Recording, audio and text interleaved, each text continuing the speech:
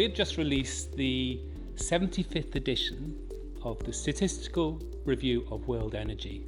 It is the go-to document that charts all the energy production in all forms, its consumption, its trade, but also emissions coming from that energy system. So we're very excited that that is now available to everyone in the world free.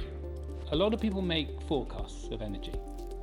And I think the best forecast you can make is one looking at the trends of what you see today and interpreting it for the future. So it has been something that I've used throughout my career and I continue to use. For the Energy Institute, we're a global professional body. To be able to be the holder, the record of the truth of what's happening in energy is such a fundamental part of the Energy Institute.